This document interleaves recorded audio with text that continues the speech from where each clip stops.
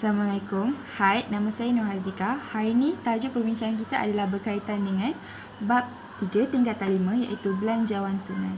Okey, sebelum tu, maksud belanjawan tunai adalah satu penyata aliran wang tunai masuk dan juga wang keluar bagi satu tempoh perakaunan. Okey, so kita dah tahu apakah itu belanjawan tunai. Belanjawan tunai hanya mencatatkan penerimaan secara tunai maupun pembayaran secara tunai. Jadi, kalau kita nampak urus niaga dalam soalan yang tidak ada berkaitan dengan penerimaan maupun pembayaran, kita kena abaikan. Tapi, sebelum tu kita kena kenal pasti apakah urus niaga ataupun perkara yang tidak terlibat. Okey, urus niaga dan juga perkara yang tidak terlibat adalah seperti berikut. Peruntukan hutang ragu, hutang lapuk, ambilan barang, susut nilai dan juga aset bekas semasa iaitu ABS. Kalau kita nampak urus niaga ataupun perkara ini dalam soalan, jangan ambil kira, abaikan. Automatik kita potong soalan tersebut kerana kita tahu urus niaga ni memang tidak akan masuk langsung dalam belanjawan tunai kita. Okey. So, hari ni saya nak ajar cara nak buat anggaran belian dan jualan. Okey. Bila kita nampak soalan macam ni, mereka akan suruh kita kira nilai belian dan jualan. Okey, cara nak kira? Pertama sekali, anda semua kena buat satu kotak di mana ada 3 bulan yang diminta. Kemudian, pecahkan mengikut akaun belum terima jualan dan juga belian. Okey, bagi kategori jualan, kita akan ada tulis 3 iaitu RM. RM ni kita akan tulis sebagai nilai asal iaitu nilai yang diberi dalam soalan, kemudian jualan tunai dan juga ABT. Okey. Jualan tunai ni dalam soalan berkata semua jualan adalah jualan tunai. Maksudnya tiada akaun belum terima. Maksudnya tidak ada yang berhutang dengan kita. Maka ABT kita akan letak sebagai tiada orang yang berhutang dengan kita. Maka jualan tunai saja. Maka kita isi balik nilai asal 25,000, kemudian meningkat 20% daripada bulan sebelumnya. Maksudnya kita tulis 25,000 balik untuk bulan 5, kemudian untuk bulan seterusnya kita ambil 25,000, kemudian darab dengan 120 per 100, kita dapat 30,000.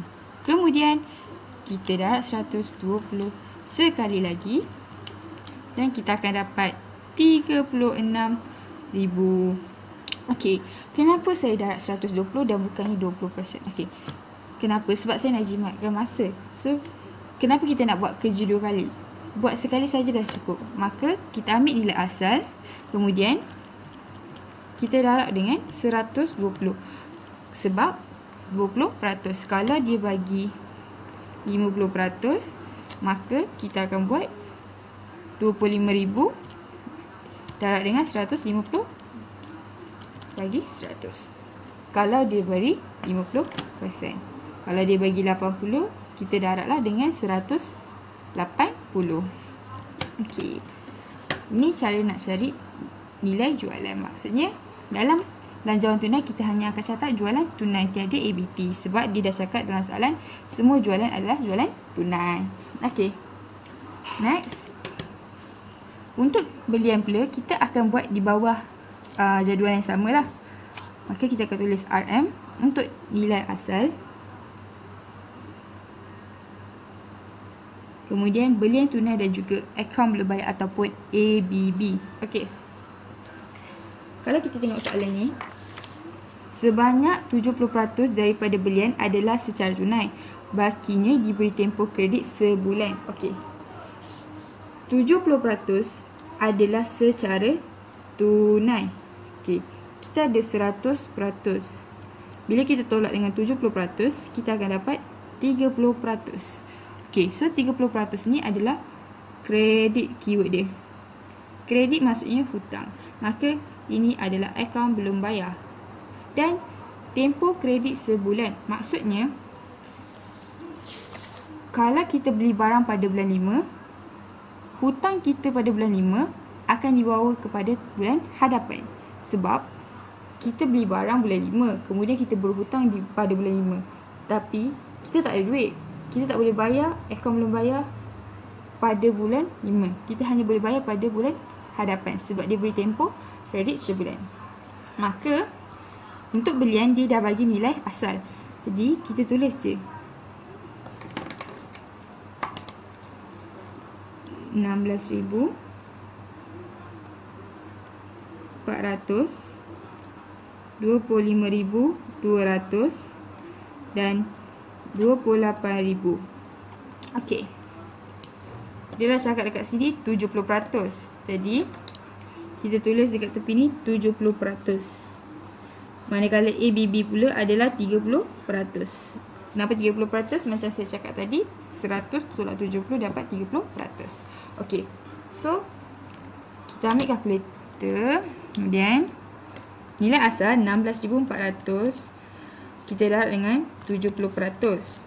Kita akan dapat 11480. Sama juga untuk bulan 6, 25,200 darab dengan 70%, kita akan dapat 17,640. Manakala untuk bulan 7 iaitu Julai, kita buat 28,000 darab dengan 70%, kita akan dapat 19,600. Okey. Untuk akaun belum bayar, dia beri tempoh kredit sebulan. Maksudnya akaun belum bayar pada bulan 5 yang kita berhutang akan kita bayar pada bulan hadapan. Maksudnya yang 5 akan bawa ke bulan 6, 6 akan bawa kepada bulan 7. Okey. Dia beri nilai peratus 30%. Maka kita kena darab 30% darab dengan 16,400. Tapi tak perlu darab. Okey. Kenapa tak boleh darab? Sebab caranya macam ni. Nilai asal tadi 16,400 kita akan tolak dengan belian tunai. Okay. So 16,400 tolak dengan 11480, kita akan dapat 4920. Nilai 4920 ni kita akan bawa ke bulan 6. Seperti ini. Okey. Manakala untuk bulan 6 pula buat benda yang sama. Dua nilai ni kasih tolak. 25,200 tolak 17640, kita akan dapat 7560. Maka kita akan bawa ke sini. Okey. Kalau kita nak semak balik pun boleh. Kita buat 30% darab dengan 16,400. 4920 kita tak akan tulis kat sini, kita akan tulis dekat next month punya akaun belum bayar. Sebab dia beri dekat dalam soalannya tempoh kredit sebulan. Maksudnya bulan hadapan je kita akan bayar. So maksudnya untuk nilai Mei ABB adalah bulan April, tapi soalan ni beri daripada bulan Mei. Jadi kita tak perlu cari. So kita just buat. So bila kita buat belanjawan tunai, nilai belian tunai adalah 11480, 17,640 dan juga 19,600. Tapi untuk ABB pula bulan Mei tiada, bulan 6 iaitu Jun 4,920 dan Julai 7,560. Okey. So senang je kan? Make sure kalau dia beri peratus 70%, kita buatlah 70% dekat belian tunai. Yang selebihnya untuk melengkapkan 100%, 30% ni kita buat ABB.